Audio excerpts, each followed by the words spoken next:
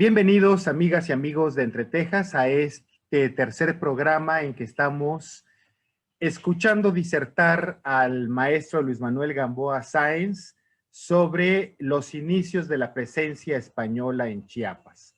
En los programas anteriores tuvimos oportunidad de conocer a los tres principales conquistadores, a Luis Marín, a Diego de Mazariegos y a Pedro de Portocarrero, y cómo se fue dando la situación de la introducción de los primeros cultivos en nuestro estado, la repartición de tierras a través de las encomiendas, en fin, sumamente interesante. Quiero recordarles que nuestro invitado, el maestro Luis Manuel Gamboa Sáenz, es licenciado en etnohistoria por parte de la Escuela Nacional de Antropología e Historia, maestro en educación por parte de la UNACH y maestrante en historia por parte de la UNICACH. Pues nuevamente contigo, Luis Manuel, muchas gracias por seguir aquí con nosotros. Claro, muchas gracias a ti, Luis Armando. Pues sí, efectivamente, vamos a darle la continuidad a esta charla de cómo es el proceso de la introducción administrativa y política y de la producción agrícola para los mismos españoles, ¿no? Que ya están asentados en la provincia de Chiapas. Ayer estábamos cerrando la conversación con lo que estábamos diciendo sobre los oficios que estaban presentes, esta nueva visión que se le tiene que dar a la historia, de ver cuáles eran los oficios que llegaron en conjunto a estos españoles que tuvieron que imponerse, pues. Porque, por ejemplo, nosotros vemos las grandes construcciones arquitectónicas que hay ahorita y que son producto del lapso del tiempo. Sin embargo, se ha discutido bastante también en esta cuestión de que si eran arquitectos o no eran arquitectos los que vinieron y construyeron. Se ha dicho sobre qué formas de hacer las cosas tenían. Sí. Pero pues muy pocas personas, como por ejemplo Markman en la cuestión de arquitectura, David Sidney Markman, él trabaja muy bien ese texto, igual que la doctora Ana Parrilla también hace un análisis arquitectónico a diferentes templos dominicos y pues bueno, ellos dos en conjunto del doctor Freddy Obando Ojeda también demuestra que eran muy buenos arquitectos los dominicos, ¿no? Pero pues ellos debieron de haber encontrado un balance entre el conocimiento prehispánico y el conocimiento occidentalizado para hacer la construcción, ¿sí? Para ir dirigiendo. Entonces, aquí tenemos que darle un plus a la llegada de los dominicos, a Fray Bartolomé de las Casas, las actividades que hicieron y lo que les enseñaron a hacer a los indígenas para poder ir adaptándose al nuevo modelo de vida que estaban imponiendo los españoles. Porque claro, sí, iban y trabajaban la tierra, trabajaban, iban y cortaban la leña, pero pues ya con la inserción de los españoles, pues ya no solamente es cultivar, ya no solamente es cosechar, sino que también hay que llevar ganado, hay que empezar a construir casas, trazar calles, hay que empezar a construir posibles acueductos, ¿sí? Tenemos el claro ejemplo de esta construcción que está en Chiapa de Corzo, que es La Pila, y que tiene un acueducto muy interesante, que originalmente era totalmente de piedra, ¿no? Y que todas estas adaptaciones van cambiándose. Debió haber habido alguien que se dedicara a hacer ropa. Hay notas exactamente de que los frailes les enseñan a tallar la madera al estilo europeo, ¿sí? A los indígenas. ¿Para qué? Para que realicen los tallados que van a quedar de adornos dentro de los mismos, dentro de el inmobiliario de los templos religiosos, ¿sí? Las puertas también. Entonces, hay todo un proceso de de adaptación también para el indígena de estos nuevos oficios. Incluso platicábamos ayer sobre las bebidas, ¿no? Sobre el alambique. El alambique, hay muchas investigaciones que dicen que en la época prehispánica que había alambiques, sin embargo, es algo muy dudoso porque pues se requiere que sea de cierto material y tiene que necesariamente para alcanzar el grado de ebullición, la bebida tipo aguardentosa, tiene que llegar a arriba de los 100 grados y entonces el acero es lo único que le permite hacer eso, o el cobre. Bueno, hay muchos alambiques antiguos que eran totalmente hechos de cobre. Y esto le permitía alcanzar ciertos niveles de temperatura y la destilación prácticamente. ¿Y quiénes aprendieron a hacer esto? Los indígenas aprendieron a fabricar aguardientes, bebidas de este estilo. ¿Sí? Incluso hay datos, hay fuentes de que, por ejemplo, para la península de Yucatán, Fray Diego de Landa data que para 1535, 1540 ya tienen el primer alambique y que ya están fabricando bebidas de tipo aguardiente y que el aguardiente les había gustado mucho más a los indígenas porque los embriagaba más rápido, ¿sí? Y los tenía más tranquilos, según él, ¿sí? Es la narración que él da, ¿no? Entonces, lo volteamos a ver acá, también habían frailes, también había producción de caña de azúcar, entonces alguien debería estar transformando esa caña de azúcar para que estén bebiendo, ¿sí? Hay leyes de prohibición de que los indígenas dejen de trabajar en los alambiques, que dejen de estar fabricando aguardiente, para que los indígenas no sepan fabricar aguardiente. ¿Por qué? Porque hay quejas hacia el rey de que los indígenas pues casi todo el tiempo se la pasaban bebiendo. ¿Pero por qué? Porque pues dentro de la vida dicho ritual de 260 días fuera tan importante para los pueblos indígenas. ¿Sí? Entonces, en esa relación entran los diferentes oficios. Debe de haber alguien que haya aprendido a ser carnicero, a destazar las reses. ¿Por qué? Porque es un punto de la repartición de la carne y pues es importante entender cuál es el contexto cultural al cual lo van a comprender los indígenas. Hay una relación de que, ok, yo llegué como europeo e inserto la ideología, pero pues el indígena va a aceptar cierta parte de la ideología y el europeo va a aceptar cierta parte de la ideología del indígena para que se vaya sincretizando, ¿no? Hay procesos de sincretización durante estos primeros 40, 50 años y hay procesos de aculturación también, ¿no? Entonces, dentro de estas relaciones sociales que se van a establecer, pues hay una interacción constante, ¿sí? Durante estos años.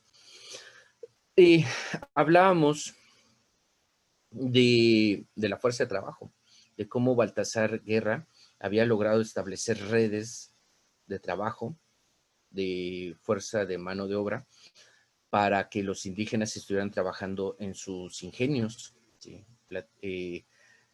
Todos los ingenios azucareros pues, que tenemos presentes en este tiempo no son ingenios pequeños.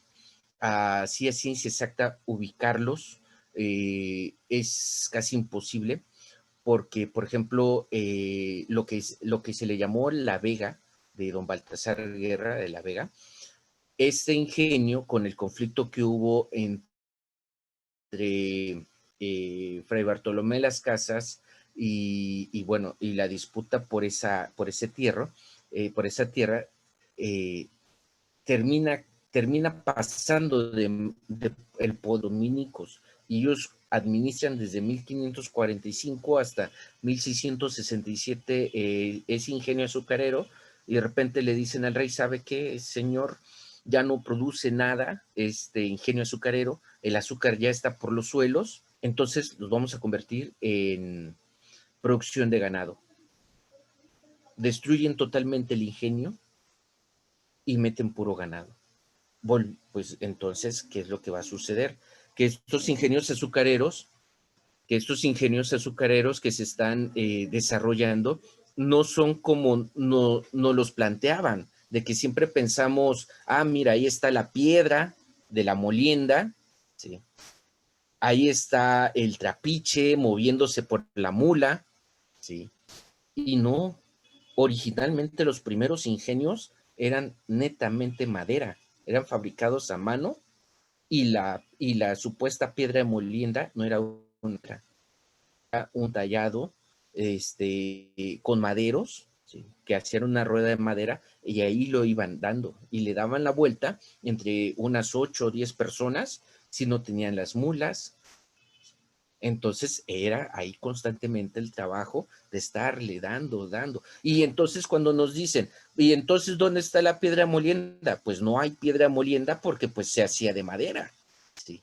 Entonces no hay restos de eso porque pues la madera se pudre, la quemas y desaparece. Y ese es el mayor problema que tenemos para detectar los ingenios azucareros que son totalmente, originalmente del siglo XVI. Claro, hay información, hay fuentes, del 17, 18 se cambió el tipo de piedra de molienda, ¿sí?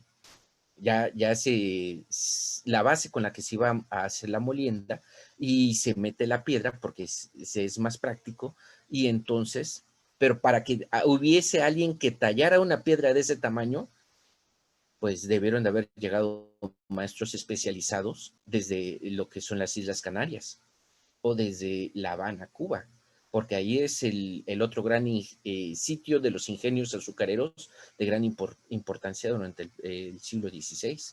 Entonces, pues eso es parte, ¿no? Eso es parte de esto de los oficios y de la fuerza de trabajo que se tenía. Con la llegada de Fray Bartolomé de las Casas, pues se va a marcar muchas cosas, van a venir muchos cambios. ¿Por qué? Porque tenemos que recordar que las leyes que estaban siendo enviadas por el rey, las ordenanzas, que son las imposiciones del rey, no se cumplían. Y al no cumplirse con estas, Fray Bartolomé de las Casas, pues daba queja de esto. Decía, oye, señor rey, mire, aquí están pasándose con los indígenas, mire, aquí los tienen trabajando desde las 5 de la mañana hasta las 10 de la noche.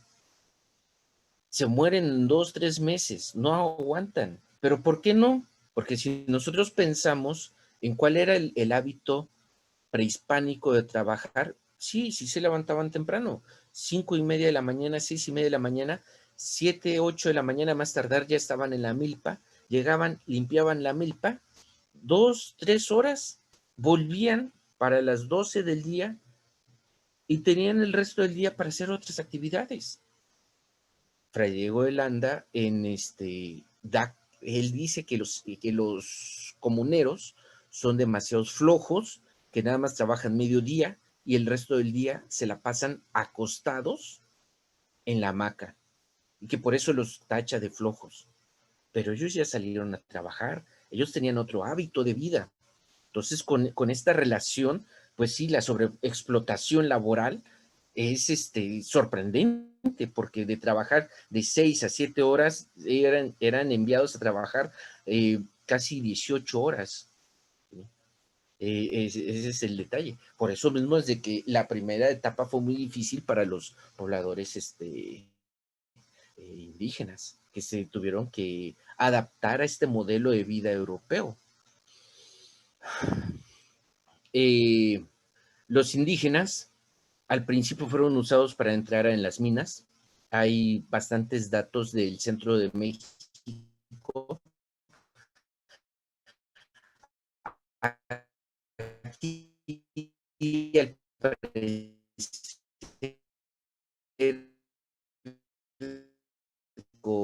alrededor de 25 kilos de oro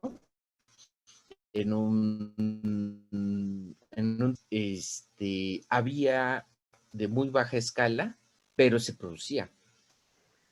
Perdón, Luis, es que se interrumpió la señal unos segundos y ya no escuchamos lo que dijiste después de que hay documentos y referencias del Centro de México con respecto a la minería. Perdón, si nos pudiera repetir eso, creo que es muy importante. Claro que sí, claro que sí. Gracias.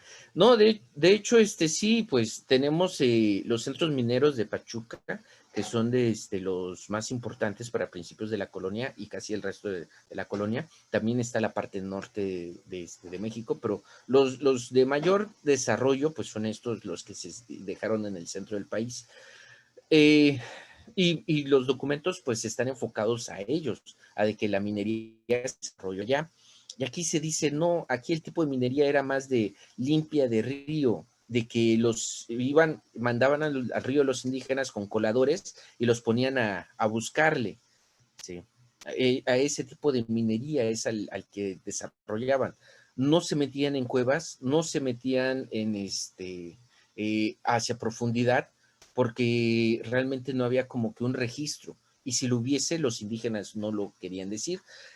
Fuentes y Guzmán menciona en su crónica que él logró sacarle la información de un depósito de oro que se encontraba a la altura de Motocintla, porque hasta ahí llegaban sus tierras de Fuentes y Guzmán, ¿no?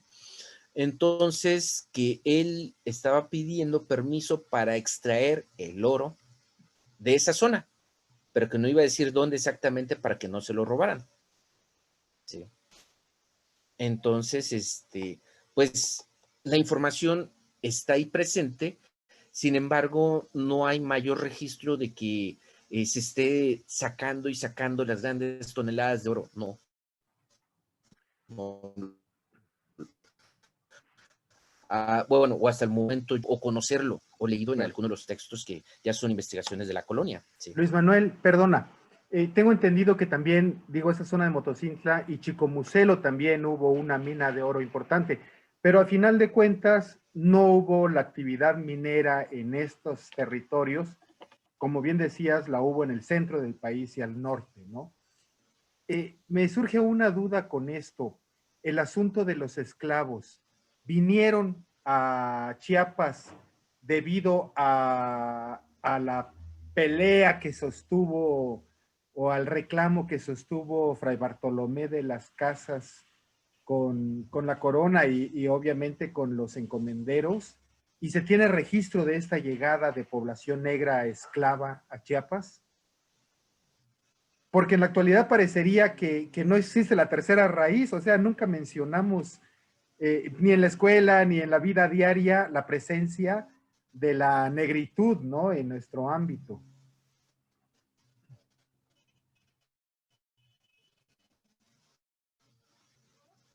Bueno, yo entiendo que muchas veces hablar de esta cuestión de la población negra a mucha gente les molesta o les duele, porque pues hay personas que sí se identifican y hay personas que no se identifican en esta cuestión de que posiblemente sean descendientes.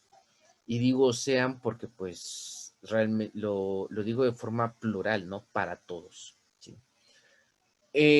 Bueno, hay registro de que el primero que mandó a traer población negra fue Diego de Mazariegos. En su creación cuando creó Ciudad Real, él mandó a traer un porcentaje mediano de 200 esclavas negras.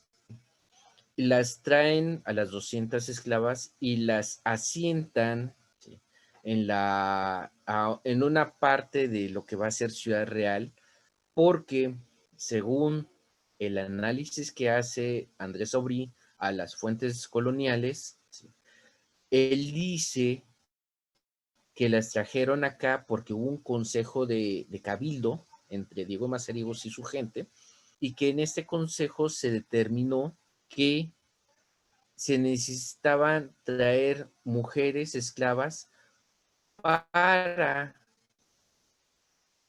que eh, se reprodujeran con los indígenas y que esos hijos de esas esclavas fueran esclavos de ellos, ¿sí? ¿Por qué? Porque no estaban considerando de que el hijo de un indígena con una mujer negra tuviese algún tipo de derecho, porque es descendiente de esclavo, justamente. Entonces, ese era el objetivo inicial.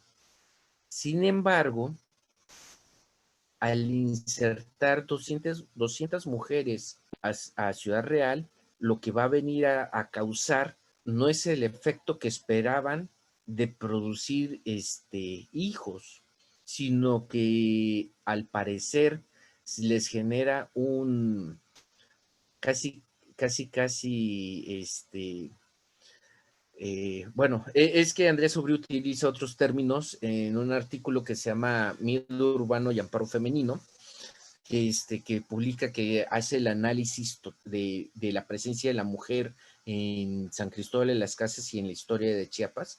Entonces, que es muy interesante leerlo realmente.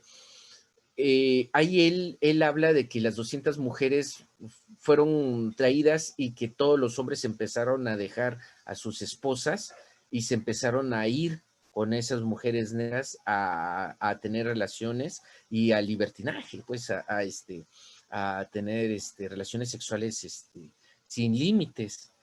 Entonces, las hijas de las familias importantes pues se empezaron a presentar problemas porque las empezaban a abandonar y esto va a generar otros conflictos. Y estos conflictos va a ayudar a que se construya actualmente el exconvento del Carmen, que va a ser para apoyo de los niños y de las mujeres que son dejadas y que son eh, ¿cómo, cómo, cómo lo puedo mencionar?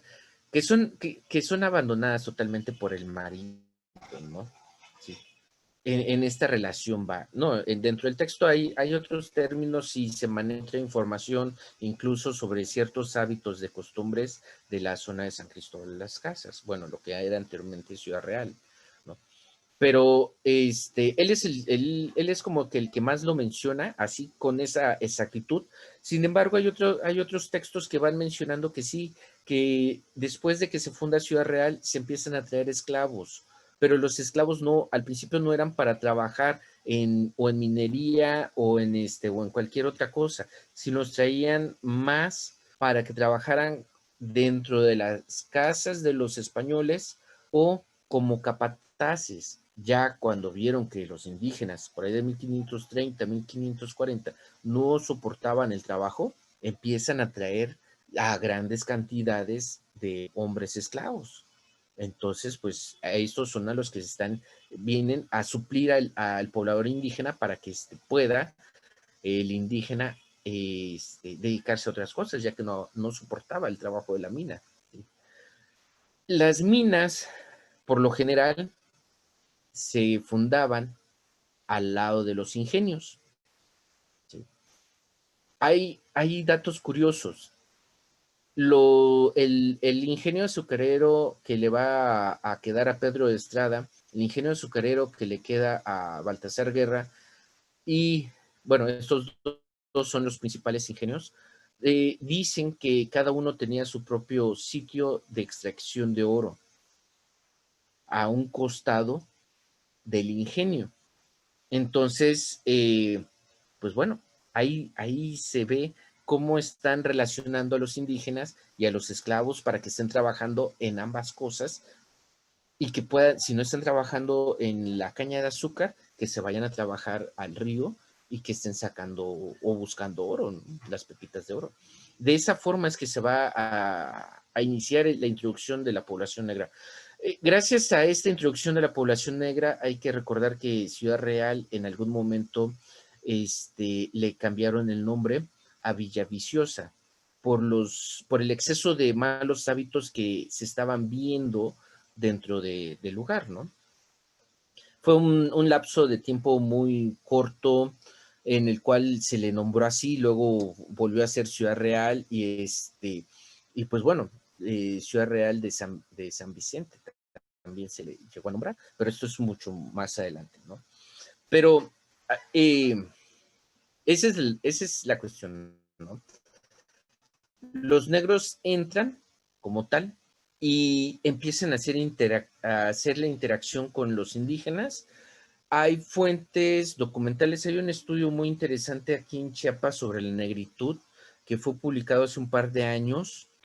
Ahorita no tengo el nombre exacto del texto, pero es un análisis muy congruente de cómo es el proceso del desarrollo de esta población negra. Y dentro del texto menciona de que por ahí entre 1550 y 1600, la población indígena estaba decayendo con tanta fuerza que el que los indígenas se mezclaran con los negros se empezó a habituar con mayor facilidad, se observó con mayor practicidad, y entonces eso va a generar que, bueno, que los hijos de estos sean los que van a empezar a aprender la lengua original, el idioma original, por ejemplo, sí, el tal, y que estos sean los que se van a quedar asentados viviendo ahí, pero no solamente ahí, sino que también en lo que son los pequeños pueblos como Chiapa de los Indios o Ciudad Real o Comitán o lo que es Quechula o Copanahuastla. También esta población española está mezclándose con la población negra, y todos esos hijos pues están empezando a crecer y a andar de un lado a otro. ¿Por qué digo que de un lado a otro? Porque la fuerza de mano de trabajo, la fuerza de trabajo que va a haber, va a cambiar. Ahora no solamente van a ser los negros que van a estar presentes, trabajando como caporales en las grandes encomiendas, sino que ahora van a ver estos mestizos y estos castizos que están relacionándose y buscando un trabajo y buscándose una forma de sobrevivir. Entonces, como ellos no tienen una legislación propia administrativa, se sentían como gente libre de todo derecho y culpa, y podían andar de pueblo en pueblo, de encomienda en encomienda o de hacienda en hacienda, sin conflictos, hasta que viene una ordenanza y los regula y les solicita que se pongan a trabajar, ¿no? Porque son súbditos del rey.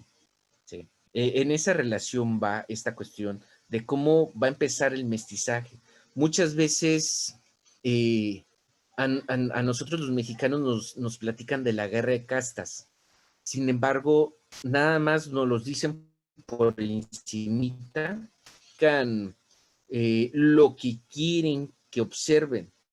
Sin embargo, no nos dicen que las mezclas raciales llegaron a ser a tal grado que prácticamente el indígena, el español y el negro se mezclaron más de 5 veces, ¿sí?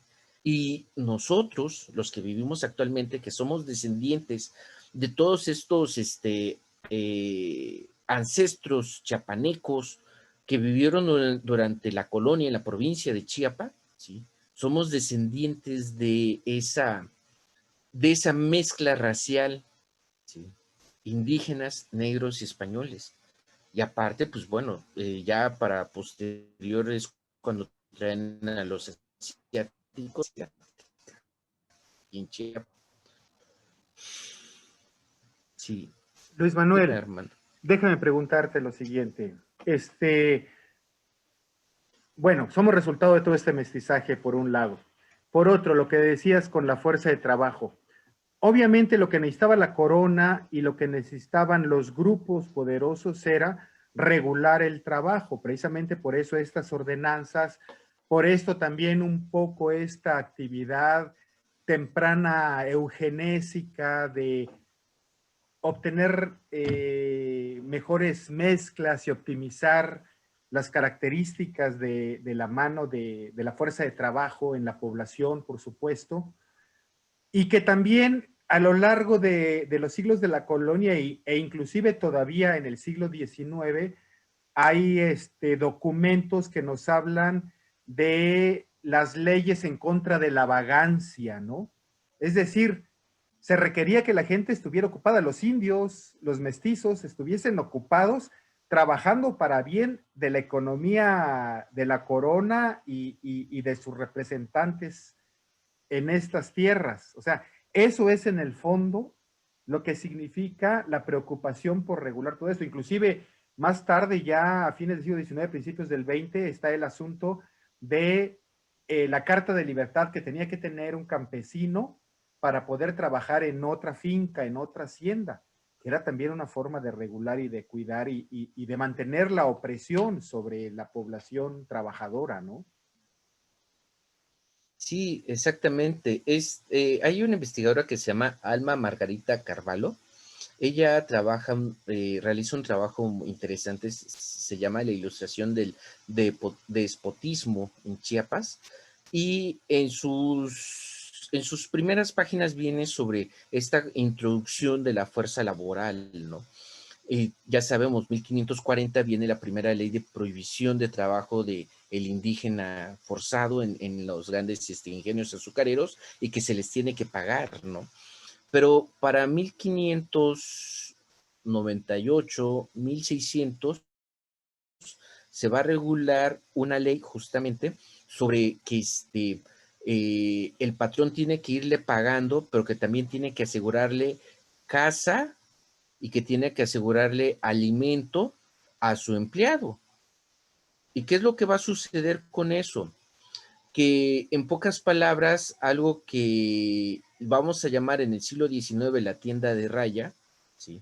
Los pequeños grandes latifundios que van a tener su propia tienda de raya, van a iniciar desde aquí, desde 1598 a 1600. Entonces, tienen bastante tiempo para ir mejorando esa tienda de raya y van modificando todo esto, la fuerza de trabajo. No, y no se diga en el siglo XVII. En el siglo XVII, las grandes desventajas que tenían estos indígenas. De hecho, por eso se da el caso de lo que se le llama los indios huidos. Este caso de los indios huidos, pues eran aquellos indios que eran maltratados dentro de sus centros de trabajo y que mejor preferían irse al monte, a las montañas, irse a esconder a los puntos más altos para que los mismos españoles no los pudiesen alcanzar y encontrar ahí donde estaban. Esta cuestión de los indios huidos no solamente se da en la provincia de Chiapas, sino se da casi en todo lo que va a ser la Nueva España y el Reino de Guatemala. ¿Por qué? Porque pues, los malos tratos en sus centros de trabajo les hacen que salgan huyendo. Sí. Hasta 1770 creo que para esta eventualidad de que los indios huidos, la casa de los indios huidos, se organizaban los mismos hacendados con su gente y salían en búsqueda de esos indios huidos. ¿Qué otro también había? Había de que emborrachaban a los indígenas y ya una vez que los emborrachaban se los llevaban amarrados, todos en mal estado a las haciendas y los hacían trabajar.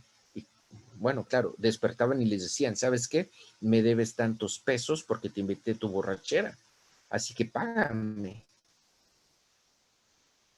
Y te hago trabajar en mi hacienda durante 20, 30 años y nunca termina la deuda. Sí. Ese tipo de cosas eran los malos hábitos. Por eso que se va a presentar este es muy buen texto y hace muy buen análisis sobre esta cuestión de la fuerza de trabajo. Sí. En esta relación, ¿no? Y es importante porque, pues, quien va a pelear por esos derechos, Fray Bartolomé Las Casas, se va a enemistar con todos los españoles que están presentes en lo que va a ser el Reino de Guatemala. Todo lo que pertenece al Reino de Guatemala, él presenta las quejas formalmente en contra de esos encomenderos. ¿Sí? Por eso es expulsado formalmente de Ciudad Real, de Fray Bartolomé de las Casas, porque pues al momento de decirles que no les iba a permitir entrar a la misa, ni que recibieran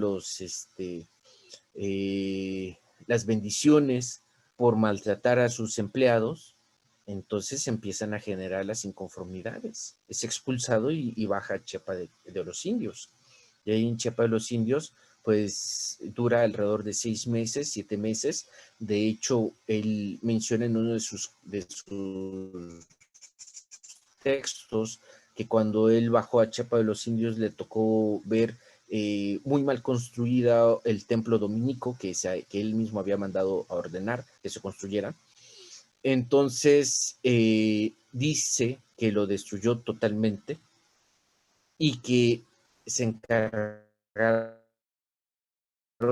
de iniciar la construcción de ese templo y poco requiriendo otra vez en Ciudad Real para que fuera a oficializar las misas, porque era el único que podía, que tenía ese poder de oficializar la misa, por ser el obispo, ¿no?, de la provincia de Chiapas.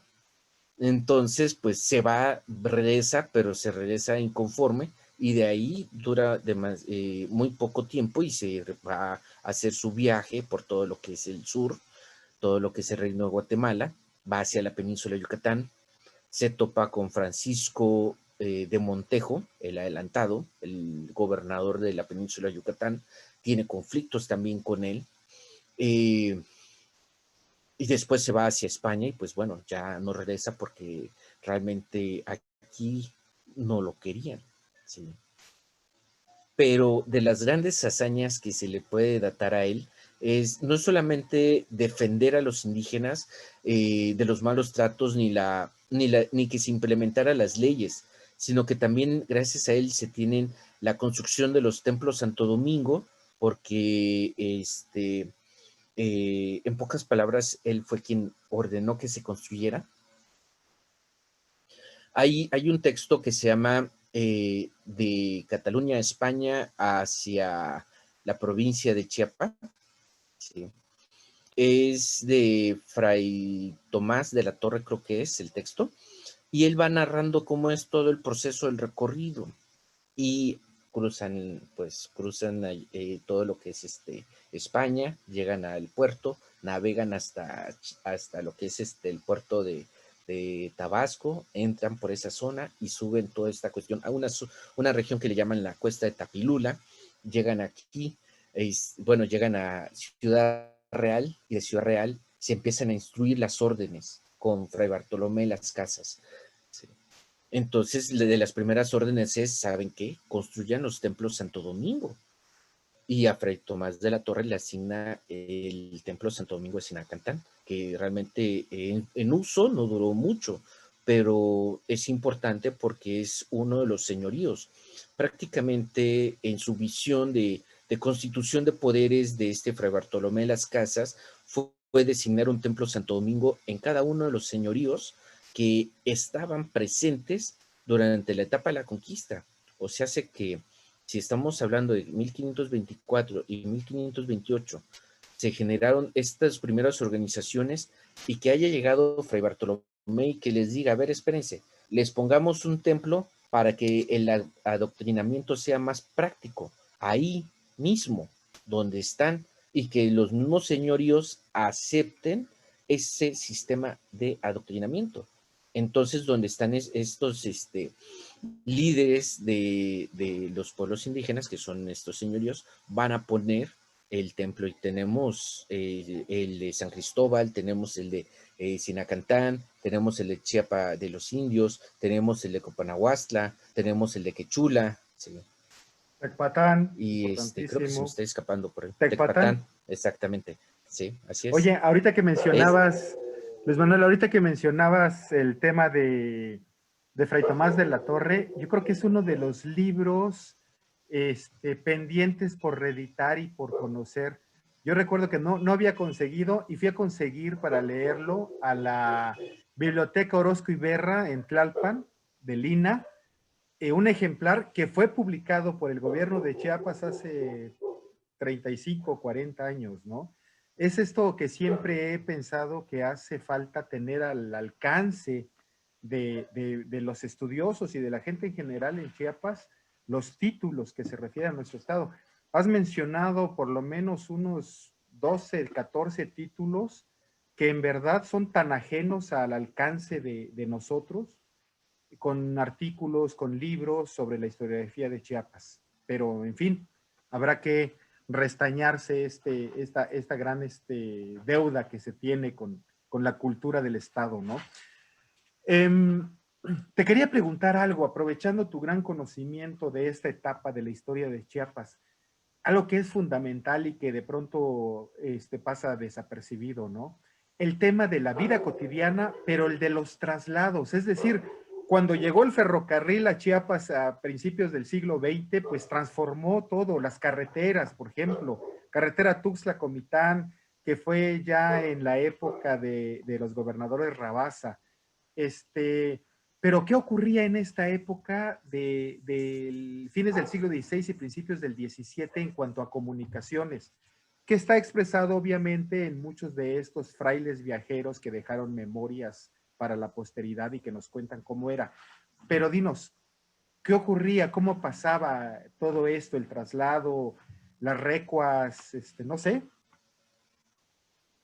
Y bueno, y las distancias insalvables que había entre San Cristóbal y Guatemala o la Nueva España, ¿no? Sí, así es. Sí, bueno, al principio los mismos encomenderos tenían a sus propios indios laboríos que eran a los que iban obligando a hacer estos traslados, ¿no? Que los obligaban a llevar las grandes cargas por varios días. Y pues los indios recibían una paga especial por hacer el español, que si viajaba con ellos, pues en algunas ocasiones o viajaba en caballo o en mula o viajaba en un tipo de carreta o carruaje, ¿no? Que por lo general pues era para las personas que tenían la suficiente economía de estar, sino en muchos casos pues eran cargados por los mismos pobladores indígenas. En esta relación de los primeros años, ya cuando se establece la red formalmente, de donde, bueno, se establece una línea de donde están todos los pueblos, donde están ubicadas las grandes poblaciones, Chiapa de los Indios, Ciudad Real, San José Coneta, ¿sí? Entonces se va a crear esto, lo que se le va a denominar el Camino Real. El Camino Real es algo importante porque pues va a marcar la traza de comunicación entre las diferentes ciudades que tienen importancia y por lo tanto pues va a ser importante porque de aquí se va a trazar la forma de ubicar los demás poblados y cómo va a ser esta conectividad del comercio. El Camino Real va a ayudar también a mantener un control económico de todo lo que se esté comercializando. Recuerdo que hay leyes en donde se tienen que ir colocando garitas para ir revisando qué es lo que se está llevando de pueblo en pueblo y que eso sea tasado y que se le cobre un impuesto especial, ¿no? Entonces, en esta relación, pues el Camino Real va a estar importante porque es el punto de control para este tipo de comercio. Y pues bueno, sabemos perfectamente los frailes viajeros, ¿cómo se llama? El caso de, hay un viajero muy importante para 1558, aparte, ahorita se me fue el nombre, es no Antonio de recuerdo Ciudad si Real. se apellida León. Mm. Antonio Ciudad Real, ándale, Antonio Ciudad Real. Justamente el viaje de él es muy interesante porque no dura un mes, es algo de casi 2 años y le da la vuelta a todo lo que es la Nueva España, el reino de Guatemala, ¿sí? Y va de regreso, ¿no? Entonces él en sus narrativas, pues habla de caminos que están todavía en un proceso de desarrollo, pero que está trazado el camino, ¿no? Que hay caminos que eran muy difíciles por el exceso de lluvias que había y que había que estarlos modificando y que también pues no existían puentes formales todavía para 1558 cuando él hace el recorrido aquí lo que es la provincia de Chiapas. Sin embargo, pues va a Marta de Comercio y cuál es la ruta de control social que está presente. Esto es como en esta cuestión del camino real. Y para los caminos ya secundarios que tenemos, las rutas secundarias hacia pueblos de menor nivel social o de control administrativo o encomiendas, estos caminos, pues dependiendo del mismo encomendero, si él quería empedrar o no ese propio camino. ¿Sí? Aquí ya no era tanto que la misma corona fuera el que se fuera a encargar de arreglar el. Aquí eran los que vivían en esas grandes encomiendas o los que vivían en esas haciendas, ¿sí? Que tenían el control de la producción, tenían la posibilidad de arreglar su propio camino y de darle un mayor acceso. ¿Por qué? Porque para ir generando una relación de comercio de sus productos que salgan a la venta desde lo que es hacia el centro de la ciudad. ¿Sí? Estoy pensando, Luis Manuel, en el caso de la actualidad, ¿no? La necesidad de abrir los caminos de cosecha para que salga la producción, obviamente era lo mismo, en buena medida. Ahora, un buen camino en esa época estaba bien trazado y no estaba pavimentado, obviamente, estaba empedrado, ese era el estado óptimo de un camino. A mí me gustaría, si no tienes inconveniente, y que será una sorpresa también para mucha gente que nos escucha, cuál era ese camino real, ¿no? Chiapas, Guatemala, porque uno piensa ahora en el paradigma de Tuxtla, San Cristóbal, Teopisca, Comitán y La Mesilla.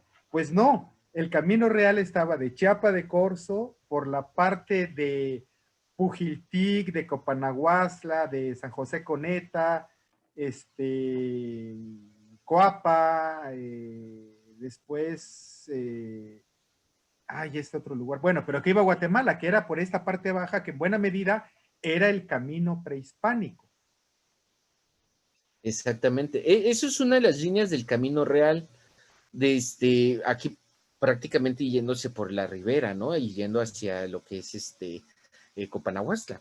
Pero también hay otra parte que incluso a mí me surge muchos detalles todavía hablar de este camino, porque cuando a mí me decían las fuentes, la carretera vieja a San Cristóbal, pues yo pensaba la carretera que sube de Chiapa de Corzo hacia San Cristóbal y que pasa por Sinacantán, ¿no? Y que vamos con todo este montón de curvas que hay. Sin embargo, en una ocasión, ya trabajando formalmente campo, me toca conocer un camino que baja de Sinacantán hacia Ixtapa. Lo bajé, esa ocasión bajé de Sinacantán hacia Ixtapa. Hay un camino de terracería, ¿sí? Y de Ixtapa sale directamente aquí por el lado del escopetazo hacia Chiapa de Corzo, ¿no? Entonces yo me quedé pensando, nos tocó volver a ir por ahí, pero ahora entramos por Ixtapa y subimos hacia el lado de Sinacantán. Y cuando lo terminé viendo ese camino, dije, híjoles, a ver, espérate, me bajé del carro con la persona que iba, me quedé pensando, lo quedé viendo, en el enfrentamiento de 1712, Juan Pedro Viqueira va a narrar de una muralla, narra que las fuentes dicen que hay una gran pared armada de piedra, ¿sí? Y que está lista para la defensa, y que desde la parte de hasta arriba están aventando las grandes piedras, ¿sí? Para defender que los españoles no entren a tomar Sinacantán, ¿no? En ese enfrentamiento en 1712. Entonces, me quedé pensando y dije, esta es la gran pared, esta es la muralla que ellos dicen. ¿Por qué? Porque justamente tiene esa forma. Le dieron la forma de la muralla. Nadie, si los sinacantecos no permitían el acceso, nadie puede subir por ahí. Sí, así de fácil. Entonces, ese es el otro camino, la otra parte del camino real que daba esta parte de la circunvalación, porque pues hay que recordar que había que bajar de Ciudad Real hacia Chiapa de los Indios. ¿Y por dónde se bajaba? No se puede bajar, no se podía bajar porque no existía una carretera real. Estas carreteras que nosotros conocemos son las modernas, pero la carretera antigua, la verdadera antigua, pasaba por Ixtapa y tenía que bajar forzosamente a Ixtapa y de Ixtapa llegar hasta Chiapa de los Indios. Y esa es otra parte del mismo camino real que nos va a estar intercomunicando entre los diferentes ciudades que ya están presentes. Sí. Claro, esto ilustra perfectamente de cómo tenemos prejuicios, ideas preconcebidas, de que pensamos, Diego de Mazariegos y los españoles de la época de Ciudad Real iban a Chiapa de Corzo y se tomaban la carretera actual, bueno, la carretera federal libre, ¿no? Pues no, nos acabas de dar justamente un poco la clave de lo que ocurría. Y es lo que pasa en general con la historia y con la historiografía.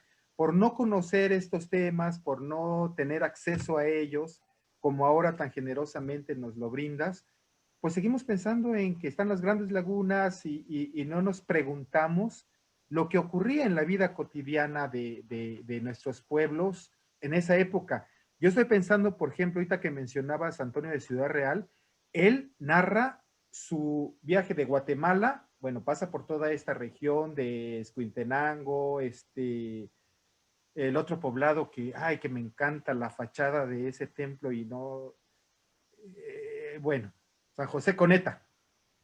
Y llega a Comitán y luego se despiden de Comitán y van a Teopisca y luego si iban a Ciudad Real por esta parte, obviamente tenía que haber una manera de bajar, que es la que mencionas, hacia Chiapa de los Indios, ¿no? Que era Chiapa de Corzo. Pues el tiempo, Cronos, no sé cómo se mencionaba en el mundo prehispánico, ¿verdad? Ya lo voy a investigar para mencionarlo. Nos pone contra la pared nuevamente en este tercer programa de Entre Tejas, dedicado a la conversación con el maestro Luis Manuel Gamboa Sáenz. Y pues, ¿qué te parece para ir cerrando? Tienes la palabra, por favor, Luis Manuel. Claro que sí. Sí, es que exactamente la historia nos muestra los momentos importantes, ¿no? Nos muestra personajes importantes.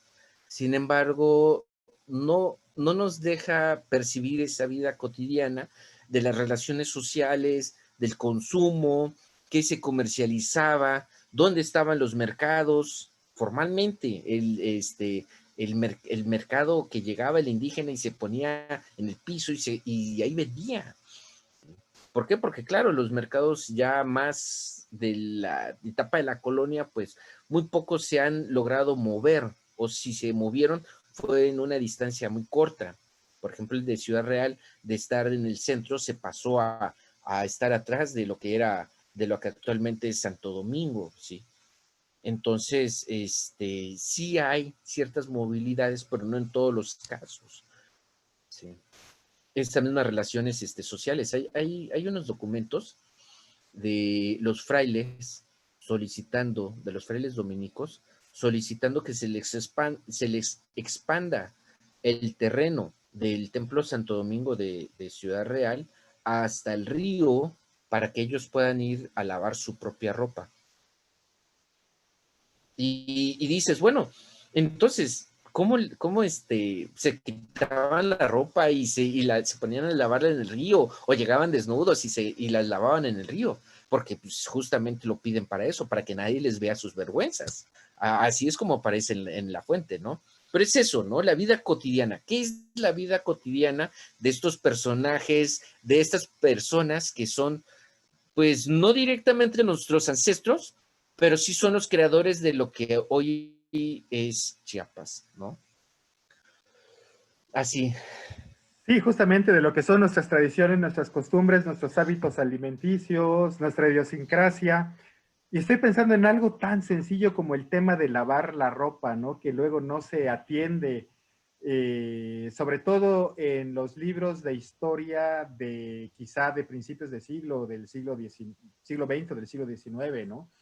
Pero tan sencillo como eso, los impuestos que había que pagar para hacer el jabón que se utilizaba, la lejía o el jabón, en el caso de Comitán, un jabón de bola, que era un jabón de grasa de cerdo, y que cuentan que era magnífico, realmente limpiaba en verdad, sin necesidad de todos estos aditamentos y detergentes que utilizamos hoy en día.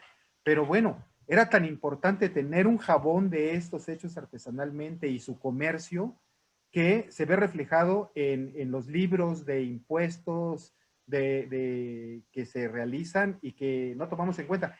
Algo que me pareció revelador, te lo tengo que confesar, Luis Manuel, es yo siempre había pensado muy idealistamente el tema del Camino Real, Chiapa, Guatemala, esta vía que comentamos, no la nueva que tú nos explicas, pero ¿qué se me hizo sumamente revelador? Pues claro, estaba reglamentado el asunto del traslado de las mercancías y el pago de alcabalas, de impuestos, y todo lo que había que sustraerle a la población económicamente activa para mantener el gasto del gobierno, de la corona. Pero lo más simpático de todo es que a estas alturas del siglo XXI, muy poca gente seguramente tiene en cuenta que justamente este pago de impuestos y todo es para mantener el statu quo y mantener a un sistema de administración y de gobierno y que sigue siendo en el fondo pues lo mismo, ¿no? Es decir, no sabemos ejercer nuestros derechos todavía, la tomamos como una exacción, como algo que nos quitan, porque tampoco exigimos que se hagan bien las cosas con esos pagos impositivos. Pero así muchas Sí, cosas, ¿no? sí, exactamente. Es que lamentablemente el siglo XX nos ha afectado demasiado y nos ha hecho muy individualizados a nosotros, como individuos que vivimos en ciudades. Pero si nosotros vemos, volteamos a ver a los compañeros que viven en las comunidades, ellos hay organización, pero nos preguntamos, ¿y por qué ellos se organizan y nosotros no? Entonces, una de las respuestas es su forma de educación, es su forma de ver. Ellos ven por la sociedad y nosotros vemos por nosotros mismos. Y ahí es donde entra el conflicto. En la época colonial, los encomenderos, pues un encomendero sí podía tener todo, pero no podía hacer nada si lo tenía todo. ¿Por qué? Porque, ¿y cómo iba a llevar los productos? ¿Y quién iba a vender los productos? Entonces tenía que tener esas relaciones sociales, y las relaciones sociales se tenían que mantener, se tenían que llevar constantemente. Oye, mira, a ver, mira, te traje un regalito. Así como por ejemplo, cuando estaba haciendo el trabajo de campo en San Juan Chamula, sobre la investigación del POSH, estábamos observando que cualquier tipo de favor, cualquier tipo de petición, se da una ofrenda de POSH, ¿no? ¿Y de dónde aprendieron eso los indígenas? Nos volteamos a la colonia y los españoles para pedirse favores, oye, mira, vente, vente, vamos a platicar, te invito a unos tragos, nos sentamos, comemos algo, te pido el favor, porque ya te di de comer, ya te di de beber, y aparte de eso, vamos a emparentar. Entonces, pues no son tantos como hábitos prehispánicos ni de los meros indígenas, sino que son hábitos coloniales que los compañeros comuneros los repiten porque es lo que veían que hacían los mismos españoles que tenían el poder, que así era como ellos establecían sus relaciones de poder.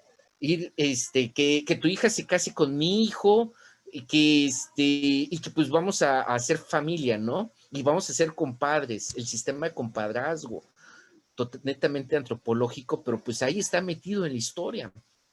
O como por ejemplo esta relación que va a haber de para ir a sembrar y cultivar, préstame empleados, bueno, cuando yo te los preste, tú también vas a mandar gente para que me ayuden a sacar cosas de mis tierras. Así de simple.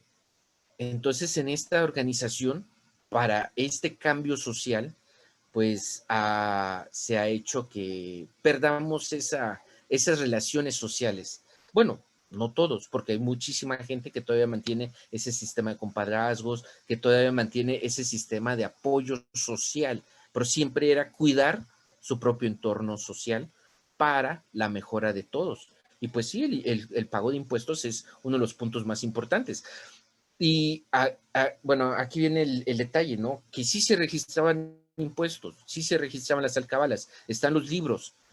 Sin embargo, los libros empiezan a aparecer cuando les quitan el control a los encomenderos de esos libros. Se dice que Baltasar Guerra mintió muchas veces en los libros, pero no hay un documento que lo compruebe así fehaciente, ¿no? O como por ejemplo, hay un caso que me topé con unos documentos, hay una denuncia en 1717 contra un conde que se hace apellidar Fuensalida.